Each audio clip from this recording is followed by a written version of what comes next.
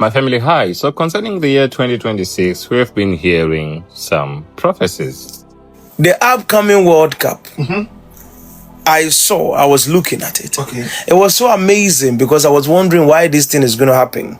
But then the United States of America, there is a terrorist attack in the World Cup. Yes. I am telling you exactly as I'm seeing through time. I was sitting down there and I was looking and I was seeing an explosion. Half a stadium is gone. Hotel is gone. And people were picking up bodies, struggling like 9/11, the same kind of problem. So it will put the World Cup at a halt because people will be struggling. It's a whole lot of problem. They will be going back and forth and everything. And then they were planning another one elsewhere. So the World Cup, we didn't have to pray. I've seen over 6 months ago that there was issues. It's either they will try not to do it because they will bring something like the coronavirus thing, Yes, sir. that the whole globe must shut down, or during the World Cup they would have to perform something tragic that will send a statement to the whole world, like the 9/11 attack. Yes, sir. So there is a strong satanic agenda for next year globally to make a major statement. I don't know how they brought the World Cup in that particular year. I'm sure, I know they count, but I don't know how it fell on that year.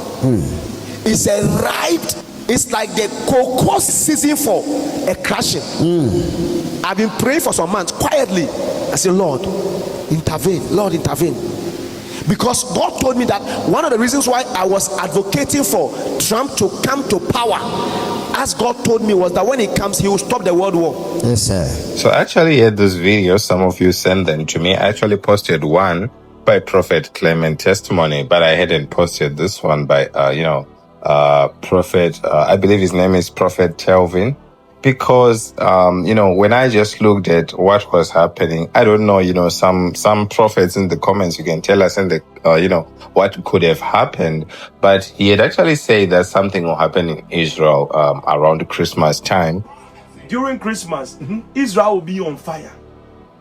This year, bombs will be flying to the country. Boom, boom, boom, boom, boom. And it didn't happen, and I know a lot of people will say that, prayers were done so that things could be averted. But at the same time, when things happen, you hear people say, my prophecy has been fulfilled. So that's the challenge that we have concerning some of these prophecies. But that prophecy about Israel that didn't happen, he said it at the same time he talked about the World Cup thing. And this was, in October. All right. The reason I actually failed to share these prophecies is because of what Brother Brandon has said, especially concerning what we're hearing in the news about Iran declaring war or claiming to be at war with the United States of America, Europe, and Israel. So, all the things the Lord showed me concerning Iran. And when the Lord showed us that they were regrouping and getting ready for another major attack. Today, the Iran declared war, which is crazy. Iran's president is claiming his country is at war with the West ahead of a high-profile meeting between US President Donald Trump and Israel Prime Minister Benjamin Netanyahu. Iran's President Masoud Pezeshkian says his country is being besieged at all sides by the U.S., Israel, and Europe. In an interview published on Saturday by Iranian state media, Pezeshkian says they are putting us in difficulty and constraint, creating problems in terms of livelihood, culturally, politically, and security-wise. On one side, they block our sales, our exchanges, our trade, and on the other side, expectations in society have risen. Consequently, we must all help with all our might to fix the country. Pezeshkian says the current situation is more complex than his country's war with Iraq in the 80s, as it faces pressure from every angle. Yet he remains defiant, saying Iran has emerged more united after its 12-day war with Israel back in June. That conflict ended with the U.S. striking 3 Iranian nuclear sites. But Israel is reportedly worried Iran is rapidly rebuilding and expanding its ballistic missile program, and they're considering striking the country again. It's a topic that could come up when Israeli Prime Minister Benjamin Netanyahu meets with President Trump tomorrow. We obliterated their nuclear facilities, but we did not obliterate their desire to have a bomb. Have they tried to open up enrichment in other areas? I think they may have. Are they trying to rebuild their ballistic missile force to overwhelm the Iron Dome? I believe they are. A White House spokesperson tells the Wall Street Journal, as President Trump has said, if Iran pursued a nuclear weapon, that site would be attacked and would be wiped out before they even got close. Pezeshkian is warning of a decisive response if Israel does decide to strike. This is how insane it is. This is what the Lord showed us was a regrouping, but he's already coming out and saying things that are just absurd. He can't take all of us on, or could he? Do they have something secret that is very powerful behind the scenes that we don't know they have? Maybe they've developed something that they said they were trying to develop that they already have. How could you come off so bold and say that?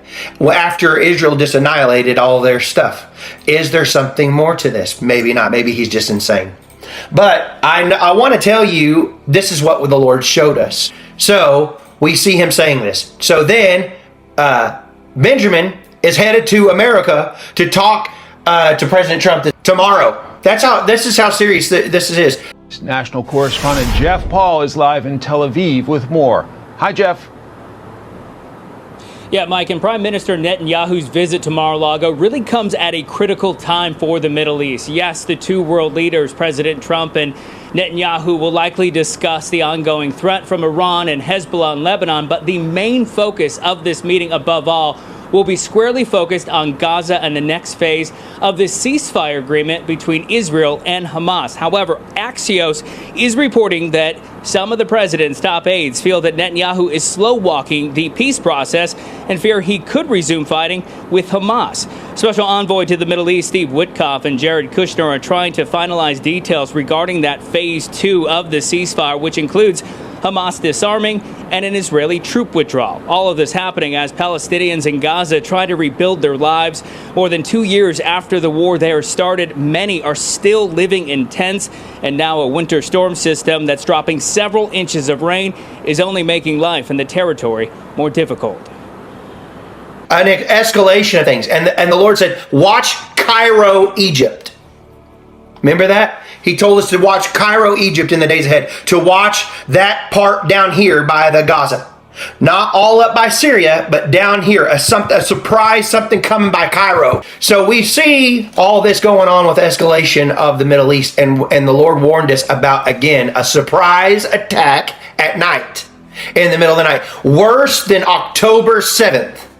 Okay? And so we know by the Spirit of the Lord what the enemy has planned to bring about another major strike, another major retaliation, to try to escalate war.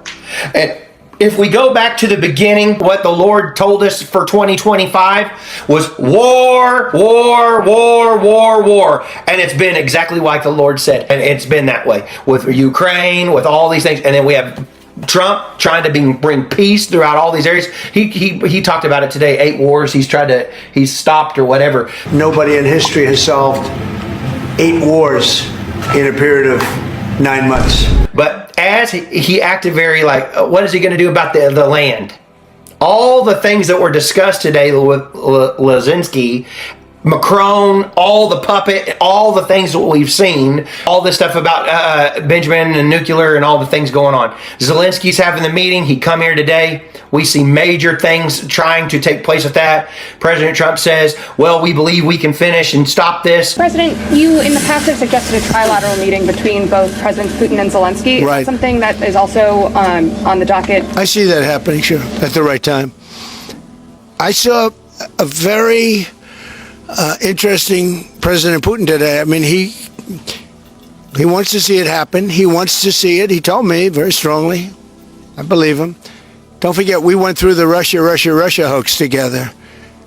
And he'd call me, I'd call him, I'd say, can you believe the stuff that they're making up? And it turned out we were right. They made it all up. And despite that, we didn't get into wars or we didn't get into problems, but we weren't able to trade very much or any of that, which was a shame because, a lot of success could have been had by trading with Russia. They have great land, great minerals and other things, and we have things that they want very badly. but the Russia hoax, which was a terrible made-up fictional thing by Crooked Hillary and by Adam Shifty Schiff and bad people, sick people. They made it up. It was all a made-up hoax, but it kept us really from dealing with Russia, kept Russia dealing, from dealing with us. So, but despite that, we got along, and I don't know. I think we're going to get there. I know him very well. I think we're going to get there. Discuss any time, location, meeting place? Yeah, we're discussing a lot of things. Look, I was on the phone with him for almost, I guess, 2.5 hours. They're just telling me now. It's a long time. We discussed a lot of things. We didn't talk about the weather. We weren't talking about what a beautiful day it is in Palm Beach, Florida. Yes. President Zelensky mentioned maybe a meeting with European leaders back in Washington. Would that be in the next few weeks? Well, in Washington or someplace, yeah. These leaders that I just read, these are great people. They've spent a lot of money on helping Ukraine. And look, they're doing it for themselves also, meaning their country, because Ukraine's a very important country for them in particular. For us, it's very important. To me, it's the lives. We're thousands and thousands of miles. We're protected by a thing called the Atlantic Ocean and lots of other places, to be honest. And they're not. They're right there. But we're working together with them as we should be. But I'm doing it to save lives. We're not spending any money. Biden gave $350 billion away. And the president was nice enough to give us a contract to take out rare earth and things. So we'll see how that all works out. We have a contract, but we appreciated that. He was very good. But we'll see how that works out. But if you think about it, we're going to have... I really believe we're probably, Mr. President, by far closer than ever before with both parties. We had some times when he was close and President Putin wasn't. Then when President Putin was close and he wasn't. You saw that in the White House. But I think they both want to see it happen. In your conversation with... You were saying that you've said multiple times that you want to stop the killing. And nearly 100 American citizens died in Ukraine on the battlefield. Yeah. What's your message to their families whose loved ones died fighting for you? Well, look, the message is so obvious. It's what a shame. They died in a foreign country. And some are celebrated people. They're very celebrated. But so sad that a thing like that would happen. Yes, ma'am. President Trump. Obviously, security is a major issue for the Ukrainians. Right. Did you offer any promises, any assurances today? Well, I did. We want to work with Europe, and Europe is going to take over a big part of it, as you can imagine. They're right there. But we're going to help Europe 100%. Like they'd help us. Yes, ma'am. You were going to say something? Yeah, I was just going to ask, when your conversation... Who are you with? Andrea Shala with Reuters. That's what I thought. Yeah. So in your conversation with President Putin, did you discuss what responsibility Russia will have for any kind of reconstruction of Ukraine post an agreement? I did. They're going to be helping. Russia's going to be helping. Russia wants to see Ukraine succeed. It sounds a little strange, but I was explaining to the president, President Putin was very generous in his feeling toward Ukraine succeeding, including supplying energy, electricity, and other things at very low prices. So a lot of good things came out of that call today. But they were in the works for 2 weeks with Steve and with Jared and Marco and everybody. Did Russia agree, or did Putin agree to a ceasefire to allow a referendum to take place? Not a ceasefire. And that's one of the points that we're working on right now. No, not a ceasefire. He feels that, look, they're fighting and to stop, and then if they have to start again, which is a possibility, he doesn't want to be in that position. I understand that position. The president feels strongly about that or something, but I think we're finding ways that we can get around that. But I understand President Putin from that standpoint. You have to understand the other side. And, I'm on the side of peace. I'm on the side of stopping the war. So, but I think that's a problem that's going to get solved, yeah. Would people who live outside of Ukrainians who fled during the war be allowed to participate in the referendum? What do you mean, people where live? The people that left. Refugees who fled to Poland and Germany. If we speak about the people who are abroad, who are not on the territory of Ukraine. You mean that in Poland, in Germany, we have millions of people. Yeah, they have a referendum in the same of elections, in the same way how people come and vote. They have rights for this, and of course they have to come.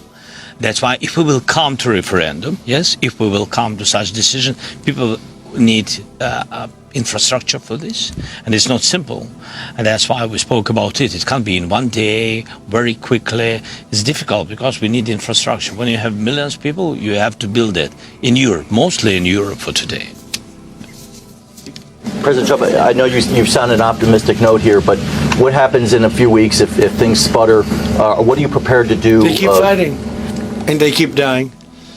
No good. But if things don't happen, they keep fighting, and they keep dying. And we don't want that to happen. He doesn't want it to happen. President Putin doesn't want it to happen either. Okay? But I said, I saw and I heard it in the spirit, they'll never agree on the land. Why? Because they're going to have to get rid of him, Zelensky, to bring in a new government. I saw a pro-Russia, pro-Ukraine government coming in that would be a puppet government. Oh, is that the word? Proxy government. So my family, interesting times indeed. I just failed to share that with you. We'll just be waiting on what, Prophet Angel is going to say concerning 2026 so that we also hear, what the prophet is to say. But this is what other prophetic voices have been saying. So I'll meet you in the next one as always. If I find any prophetic update concerning what is to come, I will share with you. God bless you.